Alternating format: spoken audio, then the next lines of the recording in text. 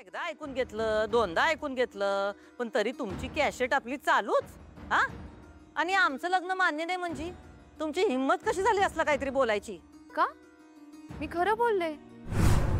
मी नेहमी खरंच बोलते मॅडम. तुम्ही तुमचा खोटेपणा आता बंद करा आणि मान्य करा. मान्य करा की तुम्हालाही माझं आणि अधिपतींचं लग्न नको होतं. तुम्हाला मी नको होते सून म्हणून कधीच. तुम्हाला मी कधीच त्या घरी यायला नको होते. आणि यासाठी तुम्ही अनेक प्रयत्न केले, सतत प्रयत्न केले. पण ते सगळे प्रयत्न कमी पडले आणि मी शेवटी सून म्हणून तुमच्या घरी आले. आमचं लग्न झालं. आणि मी आल्यापासून बघते मॅडम, तुम्हाला माझा प्रॉब्लेम होताच.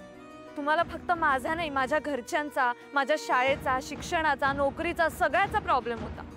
आणि म्हणून तुम्ही प्रत्येक गोष्ट एक एक करून बंद करण्याचा प्रयत्न केला. आधी माझी नोकरी बंद करण्याचा प्रयत्न केलात आणि आता शाळा.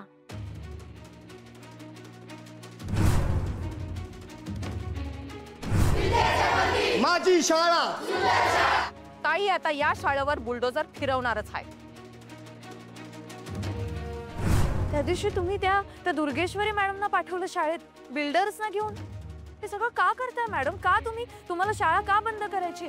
मुलांचं शिक्षण का बंद करायचंय? हे बघा, त्या शाळेमुळं आम्हाला कधीच फायदा झालेला नाही. झालंय ते फक्त नुकसान.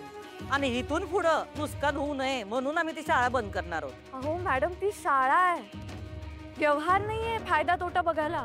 हे बघा सोनबाई, तुम्हाला आम्ही एकदा शांतपणे सांगतो, घरचा मॅटर आणि शाळेचा मॅटर तुम्ही एकत्र करू नका. मी नाही केलं. काल तुम्ही आईला पण हेच सांगितलं, शाळेचा प्रश्न जोवर सुटत नाही तोवर तुम्ही काय घरला परत येणार नाही.